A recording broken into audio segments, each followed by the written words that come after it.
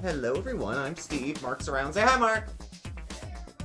And this is Smokeysteveandmarc. Welcome or welcome back. Today, very excited, we are going to do another Steve Will Try It.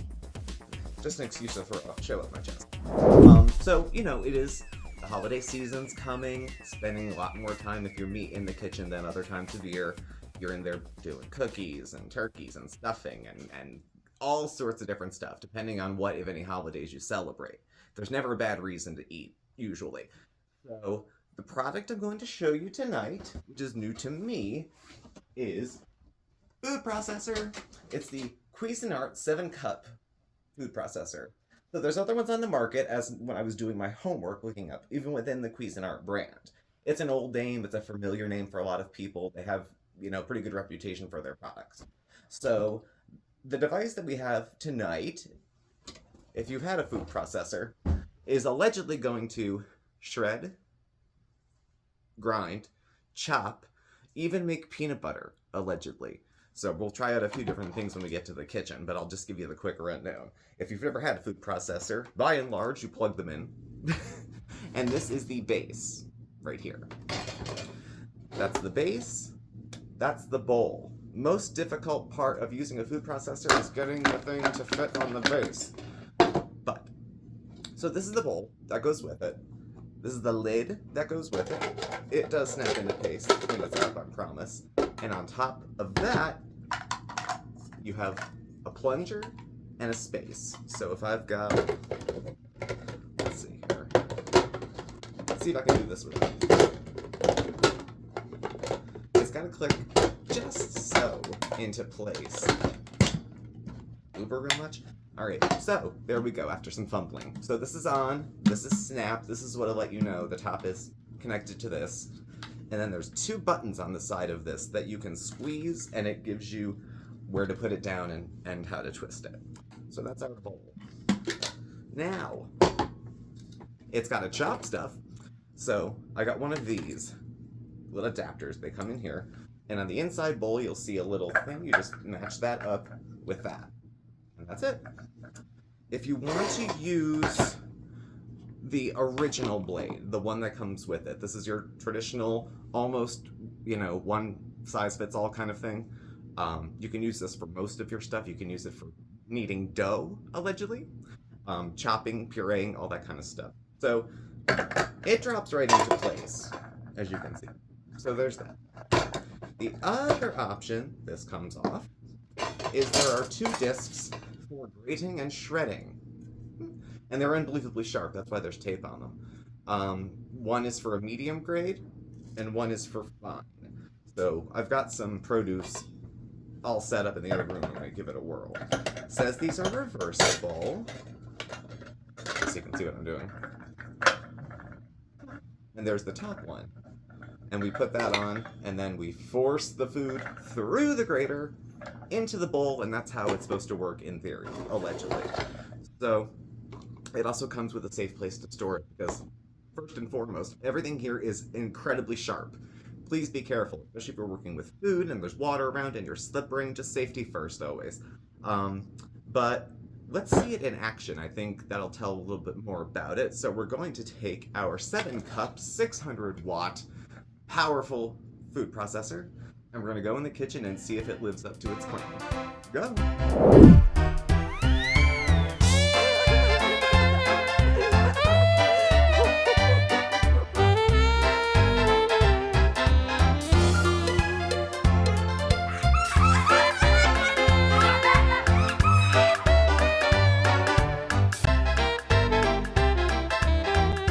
Hi! We're in the kitchen, so this is the Cuisinart 7-cup model.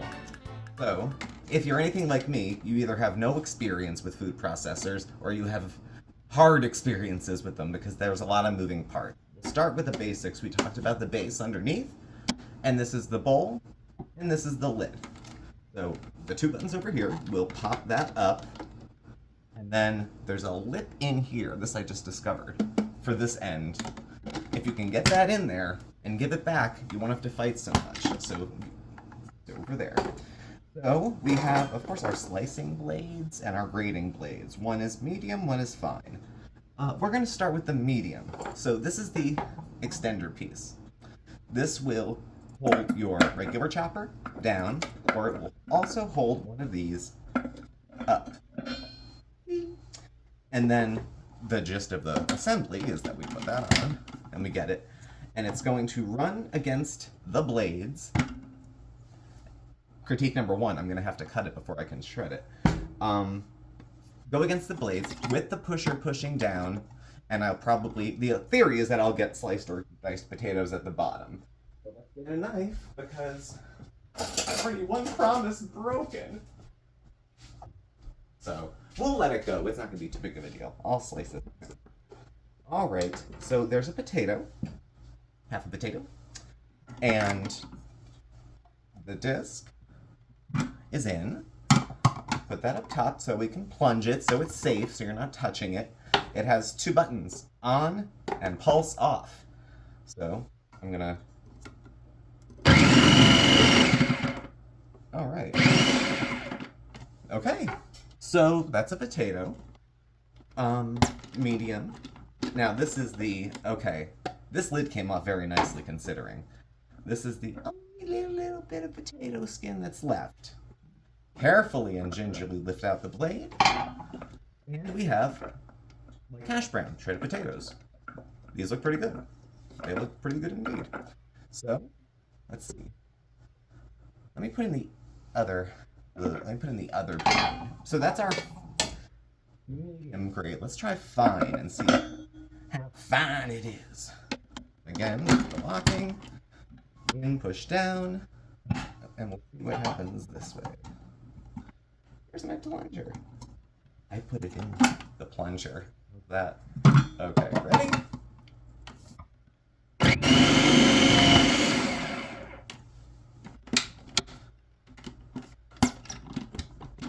Alrighty.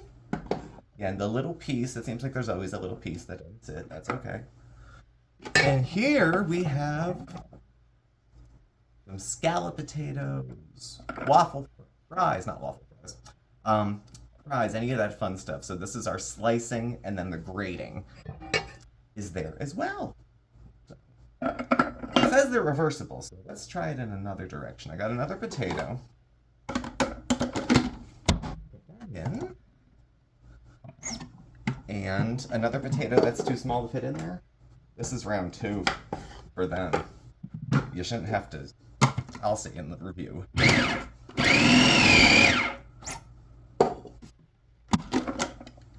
Off the top, there's the potato bit, and this is the finer shreds. Look at that. Now those are pretty nice. Those are like little tiny matchstick potatoes. Perfect. The kind that you fry and then like serve with steak. You know, it's probably pretty good.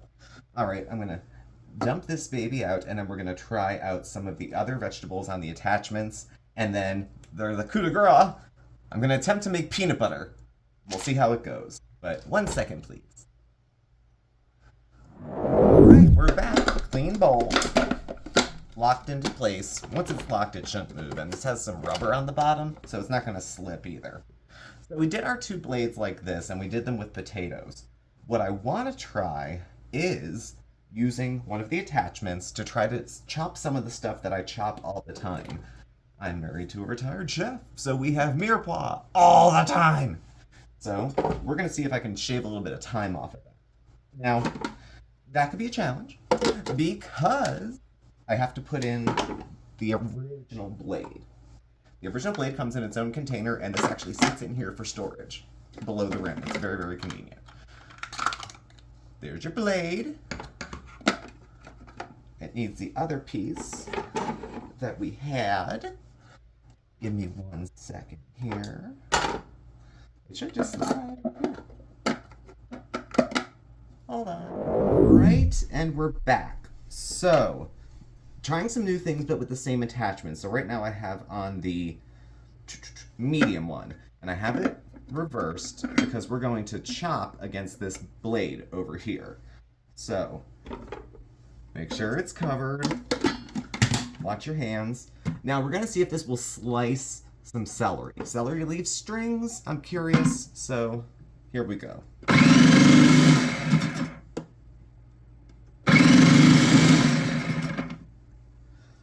And okay, let's see how we did. All right, that's for the cook for later. And this is the celery we just sliced. Too bad. That's not really that bad at all. Certainly it's sliced. It's not diced or chopped, but that's okay. So if you want sliced, that's fine. Let me use the blade again, and we'll try a carrot. How about that? Come on. All right. Carrot. Hold on. And you need this thing too. All right, so let's give it a whirl.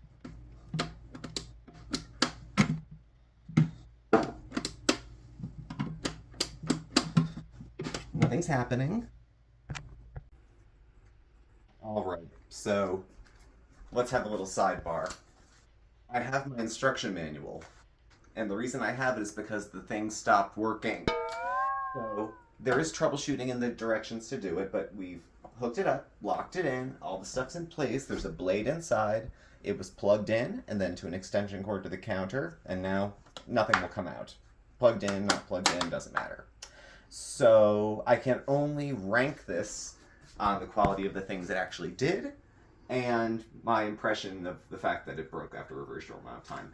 We did give it a little time to cool down, that was suggested in the book, but still we had nothing afterwards. So I'm going to meet you on the couch, and we're going to decide how to fairly critique something that worked really well, and then not.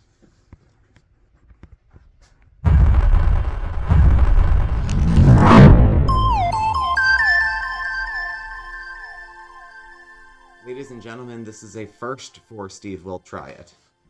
This high quality, known brand of Cuisinart doesn't work. So it worked well for the few things that we did. We had done some potatoes and we had gotten those really fine and then shredded and then slices, so they came out pretty well. The celery came out sliced, that was pretty good, thin, it looked like soup size. And what I was going for was celery, carrot, onion, because Mark uses that combination whenever he makes soup, which is at least twice a week. So having that on hand and with less hassle would have been good for me. By the time I got to the carrot, the machine died. The machine did not struggle at all. It wasn't making any noises. It was a little bit warm to the touch after using it, but I mean, as much as I used it is what you saw. I didn't really do anything off camera, just the bulk of like 2 potatoes and a piece of celery, and after that, I couldn't get it to work. We did the troubleshooting directions. I plugged it in, unplugged it, let it sit for half an hour, so if it was overheating, it would cool, and it definitely was warm to the touch, but after half an hour, nothing. So Mark and I are looking at it, because I've reviewed a lot of products, and some brands have a good reputation and some don't, and I expected from Cuisinart that it would be good. I assumed it was a high-quality product, it's a well-known name, but I'm going to have to look a little closer at the warranty on it, which there is, but I don't know. It says these are the simple instructions. I got them working enough to grate and shred. I did not get a chance to use the universal blade in the bottom, which is supposed to chop, puree. You can make peanut butter out of it. I'm pissed. If we get another one, I'll make the peanut butter, because that was my big kind of, that'll be something if it can do it, because usually you need a pretty strong machine to grind peanuts into peanut butter. It takes time, you gotta have the right blades, you could burn out a mixer easy doing it. So I was totally excited, so we'll figure something out to make homemade peanut butter. But in the meantime, I'm at a loss. This is our food processor, and it doesn't work. So out of 5, give Andrew thumbs up. How many out of 5? I'm going with 1. This gets 1 out of 5. Thumbs up. Why 1? The work it alleged to do, it did well for the amount of time that the product was working. So when the product was still functioning a few minutes after assembly, and this isn't like for film, I literally just took this out and started using it. This isn't like wear and tear. We haven't had it for a week and then do the filming after. This was brand new, showroom new, out of the box. And it didn't work. So, 1 out of 5. What it did well, but it wasn't able to do much. So, if there's anything changes, if we happen to hear from the Cuisinart people or another product comes our way, I'll definitely review that for you. But as far as this product, I can't say much beyond it did the work good, but it worked for about 20 minutes before it stopped working, and all of the suggestions for troubleshooting in the guide really didn't help. So goes. So thank you all for joining me tonight for this of a Steve Will Try It, and thanks for watching. Please do subscribe, hit the notification bell. You'll get alerts when we have new videos and go live. We're on Facebook, X, and Instagram. All our contact information is listed down below, address, email, all that kind of stuff. So, we also have memberships, $2.99 a month to join the Smokey Deck. So there's really cool member benefits, so check it out. And thank you all for watching. Goodbye. Say goodbye, Mark. He must be outside. Bye from Mark.